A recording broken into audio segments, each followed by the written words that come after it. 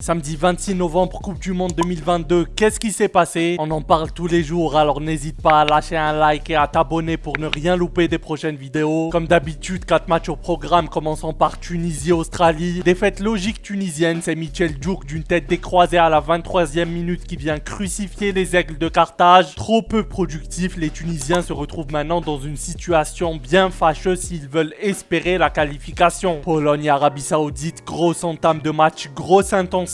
Les Saoudiens dominent ce début de partie. Les Polonais rentrent petit à petit dans leur match. 40e minute, relance longue de Szczesny. En très peu de touches de balle, la Pologne se retrouve dans le camp saoudien. Lewandowski fait un gros travail pour Zielinski. 1-0. L'Arabie Saoudite réagit bien. 45e minute, penalty pour les Saoudiens. Arrêté par Szczesny. Gros match du gardien polonais. Deuxième période, les Saoudiens croquent énormément. La Pologne est au bord du précipice. Jusqu'au coup de poignard de Robert Lewandowski à la 82e minute, son premier but en Coupe du Monde. Fin du match, braquage et victoire polonaise 2-0. Troisième match, France-Danemark, première mi-temps à domination française. Le Danemark subit, aurait même pu se retrouver à 10 peut-être, mais tient pour le moment. Et ce qui devait arriver arriva. À l'heure de jeu, gros travail de Théo Hernandez, 1-2-3 avec Kylian Mbappé. Mbappé qui finit 1-0 pour la France, les Bleus croient avoir fait le plus dur. Mais c'est sans compter sur l'abnégation et la ténacité de cette équipe danoise qui 7 minutes plus tard sur corner vient égaliser grâce à une tête de Christensen. Tout est à refaire pour les Français en fin de match, la domination est partagée. Et dans un temps fort danois, 85e minute, centre de Griezmann pour Kylian Mbappé, doublé de l'attaquant du PSG, la France tient sa victoire et sa qualification pour les 8e de finale. Première équipe qualifiée et fin de la malédiction du vainqueur sortant. Et pour finir, nous avons eu le droit à un Argentine-Mexique. Première mi-temps très hachée, le jeu ne progresse pas beaucoup. Alors avant de continuer, j'aimerais parler d'un truc. Oui, l'Argentine ne fait pas une première mi-temps extraordinaire, mais à un moment donné, il faut commencer à arrêter de critiquer les équipes qui tentent de jouer et plus parler du Mexique par exemple qui passe la mi-temps à 11 derrière, qui envoie tampon sur tampon, sifflé ou pas d'ailleurs. Alors je veux bien, c'est pas le même statut, ils sont dans leur rôle, etc.